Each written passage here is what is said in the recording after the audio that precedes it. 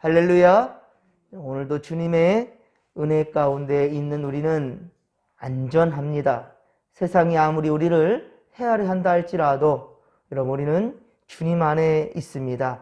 주님께서 반드시 지켜주실 것이고 육의 것만이 아닙니다. 우리가 바라는 것은 영원한 것입니다. 영생의 안전함이 오직 주님 안에 있음을 믿으시기 바랍니다. 지난주부터 예고되었던 초강력 태풍 흰남노는 계속해서 지금 북상 중에 있고요. 제주도에 이미 많은 피해를 지금 입혔고요.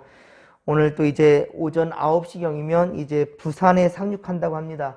이미 참 많은 피해를 주고는 있지만은 그러나 더 이상 큰 피해가 일어나지 않고 지나갈 수 있도록 여러분들 계속해서 기도를 멈추지 않기를 바랍니다.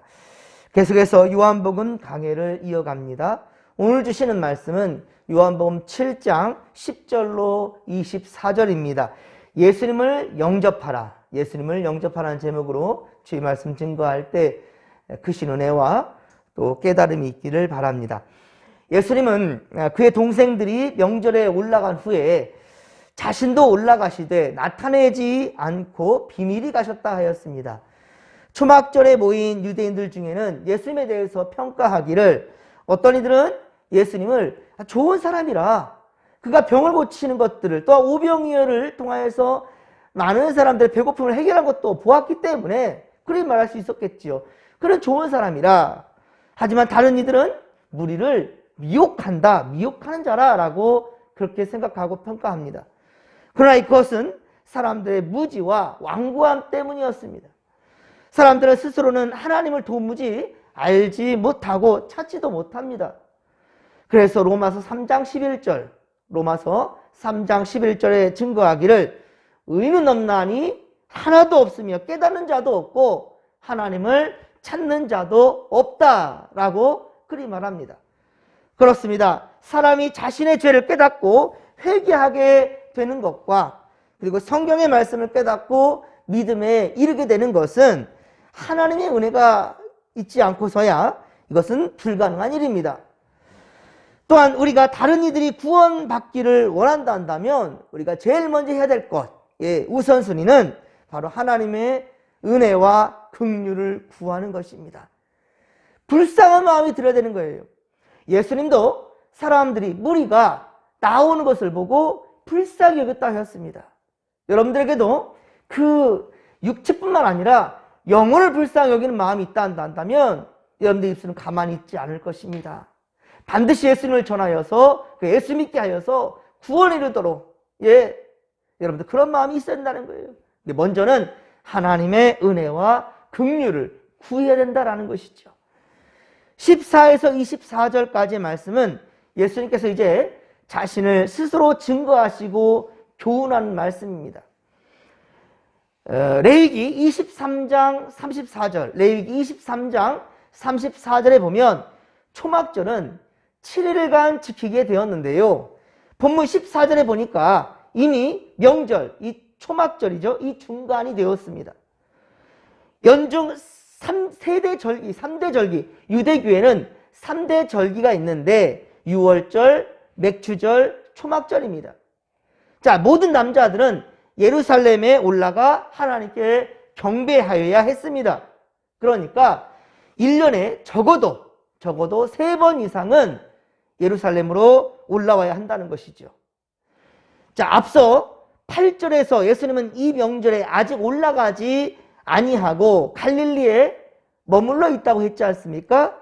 하지만 결국에는 예수님도 유대인으로 오셨어요, 이 땅에. 그렇기 때문에 오늘 보면 10절에 보면 예수님은 은밀히 예루살렘에, 형제들도 모르게 은밀히 예루살렘으로 올라온 것입니다. 예수도 분명 천지를 창조하신 하나님의 본체이시긴 했지만 모든 것의 주관자이셨지만 그러나 육신의 몸을 입고 있는 동안에는 바로 철저하게 유대인들의 법도를 따랐던 것이지요. 주님은 명절 중간에 예루살렘에 오셨지만 14절에 보듯이 성전에 올라가셔서 말씀을 가르치셨습니다. 그러자 사람들은 놀라워합니다. 당시의 성경은 오직 대제사장이나 서기관들이 가진 전유물이었거든요. 많은 이들이 그것을 성경을 가지고 있지를 못했습니다. 자, 그런데 예수님은 성경 뜻풀이를 술술술 해가는 거예요. 어떻게 이것이 가능했을까요? 그렇습니다. 예수님은 단순한 인간이 아니라 바로 하나님께 보냄받은 자였고 하나님의 본체셨기 때문입니다. 대제사장을 비롯한 종교 지도자들은 18절에 말하듯이, 오늘 보면 18절 보면 하나님을 증거하는 듯 하면서도 결국은 자신들의 뜻을 관철시키며 자기 영광만 구하는 그런 자들이었다는 거예요. 하지만 보내신 이의 영광을 구하는 주님은 참되시고 그 속에 불의가 없으셨습니다. 그리고 예수님은 모세가 세상에 율법을 그렇게 주었지만 사람들은 율법조차도 지키지 않는다라는 거예요. 19절에 그렇게 말했죠. 그것은 곧 말씀대로 세상에 온 주님을 영접하지 않았고 그리고 오히려 죽이려 들기 때문이었습니다. 하지만 이 말씀은 지금 현재보다는 앞으로 되어야 될 일, 바로 예수님이 십자가에 달려 죽게 된다는 것을 지금 미리 말씀하신 겁니다. 그러나 사람들은 황당해하면서 누가 당신을 죽이려고 드느냐? 무슨 말 하느냐? 다시 귀신 들린 거 아니야? 라고 이렇게 비아냥거리며 말하는 겁니다.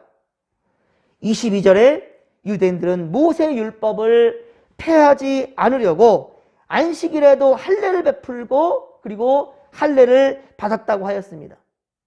자, 그러나 예수님은 23절 중반절에 보십시오. 내가 안식일에 사람의 전신을 건전하게 한 것으로 너희가 내게 노여워하느냐라고 말합니다. 여러분, 세례를 통하여서 할례를 통하여서 우리는 그 시대 때 하나님의 백성임을, 하나님의 구별된 백성임을 그렇게 세상에 더러워진 것과 구별되어진, 건전해지어진다는 것을 지금 말하는 것인데, 그런데 예수님께서 지금 안식일에 사람의 전신을 건전하게 했다라는 것은 뭐냐면, 바로 이 요한복음 5장 1에서 9절에 기록된, 요한복음 5장 1에서 9절에 기록된 예수님이 38년 된 병자의 전신, 즉 영과 육을 포함한 사람 전체를 건전케, 온전케 하신 것에 대해서 사람들은 안식일에 병을 고쳤다라고 오히려 분노하였지요. 그것을 가리켜서 지금 말씀하는 겁니다. 그렇습니다. 예수님은 38년 된 병자의 그 병을 고쳐주셨고, 그리고 요한복음 5장 14절에 보면 그의 병뿐만 아니라 그 영혼까지도 만져주신 바로 은혜, 이 은혜는 할례보다도 더 나은 것이었다라는 것입니다.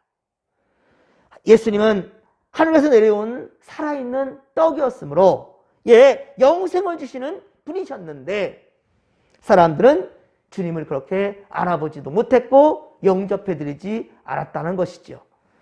그리고 생명보다 율법주의에 빠져 있어서 자신들도 구원에 이르지 못하면서 다른 사람들도 구원에 이르지 못하도록 막고 있는 것이죠, 지금 이거는.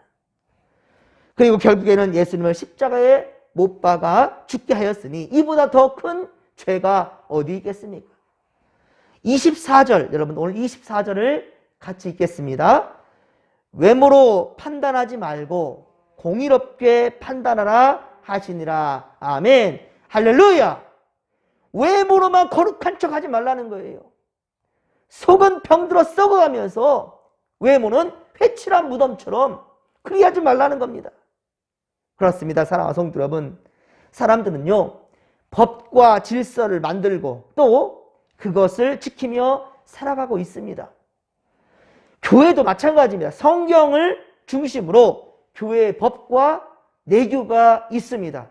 이 질서대로 교회 또한 역시 그렇게 믿음을 지켜가는 거예요. 성도들은 법을 집행하는 데 있어서 사회든 교회든 외모나 사회적 경제적 지위 고하를 따지지 말고 공정하게 판결해야 된다는 것입니다. 모든 이들에게 똑같은 잣대를 대하며 그리고 공의롭게 판단해야 옳습니다. 그러나 여러분, 법이 왜 존재합니까? 무질서한 것을 바로잡기 위한 것이지요. 단체를 질서 있고 건강하게 유지하는데 법은 매우 필요합니다. 그러나 그보다 더 중요한 것, 법보다 더 중요한 것이 있으니 그것이 바로 사랑이라는 것을 아시기 바랍니다.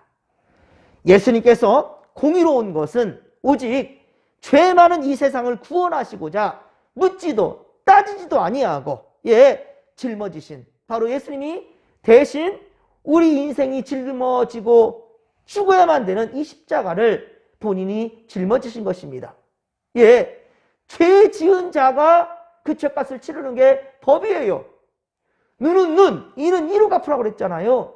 그런데 눈을 상해하거나 입을 상하게 하거나 몸을 상하게 했을 때 그 상한 자가 그 죄값을 감당해야 되는데, 그런데 중요한 것은 그 죄를 짓고 살아가는 우리 인간들을 위해 오히려 예수님께서 그 십자가를 지셨던 거예요. 이것은 법이 아니라 사랑이라는 것입니다. 예수님께서 38년 된 병자를 고치신 것을 두고 유대인들은 분노하였지만 안식일에 일을 하냐 마냐, 안식일에 일을 해야 되냐 말해야 되냐, 이런 것을 따지는 것, 그러나 그보다 더 중요한 것이 있으니 그것은 내 유익을 위해 돈을 벌기 위한 일인지 아니면 많은 이들을 이롭게 하기 위해 생명 살리는 일인지, 바로 이것이 기준이 되어야 된다라는 것입니다. 우리가 주일에도 우리 주님이 부활하신 날, 이 주님의 날을 지킬 때에도 여러분 이것이 삶의 우선순위가 되어야 되는 거 맞습니다. 하지만 주일임에도 불구하고 일을 할 수밖에 없는 사람들이 있다니까요. 하지만 그들의 중심의 마음에도 주님의 날, 주께 예배함은 분명히 있어야 되는 건 맞습니다. 하지만 그 마음 가운데 바로 세워지는 것은 생명 살리는 것, 그것을 우리가 가치 없다라고 말할 수 없다라는 것입니다. 사랑하는 성도 여러분, 우리는 세상을 오직 예수님의 눈으로 바라봐야 된다라는 것입니다. 예수님의 눈으로 바라보고 주님이라면 어떻게 하셨을까? 주님이라면 어떻게 하셨을까? 바로 이 생각이 우리 가치관의 중심이 되어야 된다라는 것 절대로 잊지 않기를 바랍니다. 오늘도 주님의 시선에, 그렇습니다, 주님의 시선에 우리의 눈이 향하기를 소망합니다. 주님 뜻대로 생명 살리는 역사 위에 우리 함께 하십시다. 그리고 주님이 기뻐하시는 그곳에 주님이 기뻐하시는 일을 행할 때 여러분 오직 하나님께 영광이 된다는 사실 또한 잊지 않기를 바랍니다. 오늘도 주께서 은혜와 사랑으로 여러분과 함께 하실 것입니다. 이 함께 하실 주님을 의지하오며, 그리고 지금 태풍으로 고난당하고 그리고 두려움 가운데 있는 모든 자들에게 진정한 주님의 평안이 있기를, 위로가 있기를 바라며 우리 이 시간 주여 삼창 부르며 기도하며 나갑니다. 주여, 주여, 주여. 살아계신 하나님 아버지, 고맙고 감사를 드립니다. 하나님, 죄 많고 허물 많은 이 세상, 주님, 그러나 사랑의 법도로 주님께서는 우리를 위해서 대신 십자가를 짊어지셨고 죽기 위해 이 땅에 오셨다라는 것, 주여 우리가 그 은혜를 잊지 않기를 원하나이다. 하나님, 세상의 법의 잣대로 아버지 되는 것이 아니라 예수께서 보여주셨던 사랑의 잣대로 되며 사랑으로 우리가 아버지와 행할 수 있는 믿음, 그 믿음을 우리에게 허락하여 주시옵소서. 하나님 아버지요, 오늘 살아갈 때에도 우리에게 힘과 능력이 되어주시는 것, 그것이 바로 예수님의 긍휼하신 사랑임을 우리가 기억할 때 최선을 다해서 오늘도 주님 기뻐하시는 그 선한 일을 행할 수 있도록 도와주시옵소서. 하나님, 지금 또 아버지 엄청난 괴력을 가진 태풍이 북상 중에 있습니다.